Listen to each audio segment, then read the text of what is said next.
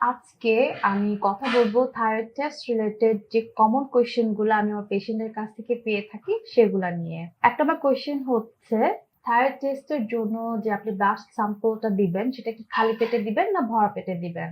না, এরকম কোনো নিয়ম নেই যে খালি পেটে ব্লাড স্যাম্পল দিতে হবে।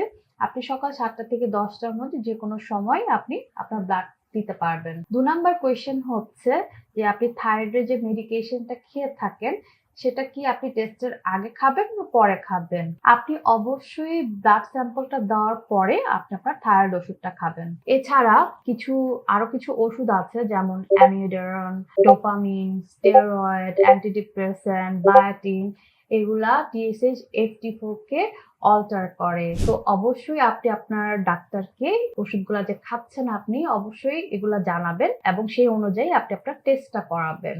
এবং যারা বায়োটিন সাপ্লিমেন্ট খাচ্ছেন তারা অবশ্যই টেস্ট করার 24 থেকে 72 ঘন্টা আগে এই বায়োটিন সাপ্লিমেন্ট নেওয়া অফ করবেন। আদারওয়াইজ আপনার FT4 বা TSH লেভেলটা অল্টার হতে পারে, আপনি রাইট রেজাল্টটা পাবেন না।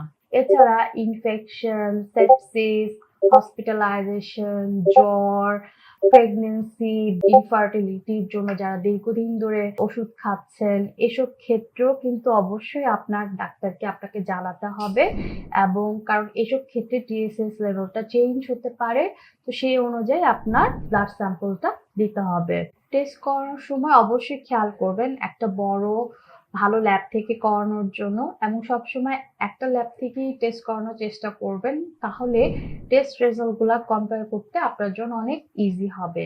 ক্যালসিয়াম, আয়রন এগুলা থাইরয়েড মেডিকেশন অ্যাবজর্পশন ইন্টারফেয়ার করলেও ব্লাড TSH বা FT4 এর উপর এর কোনো এফেক্ট নাই। সো আপনি টেস্টের আগের দিন পর্যন্ত এই সাপ্লিমেন্ট গুলা খেতে পারেন। আপনার যদি ইচ্ছে হয় আপনি বিকেল বেলাও থাইরয়েড প্রোফাইল টেস্ট করতে পারেন, সেক্ষেত্রেও কোনো সমস্যা নেই। শুধুমাত্র TSH দেখে ওভারঅল রেজাল্ট সবকিছু বলা যায় না, সেক্ষেত্রে T3, T4 বা ফ্রি T3, ফ্রি T4 পুরোটা করার দরকার হতে পারে।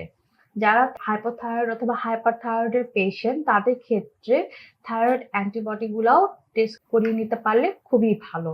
ভালো থাকবেন, ভিডিওটি শেয়ার করবেন। ধন্যবাদ।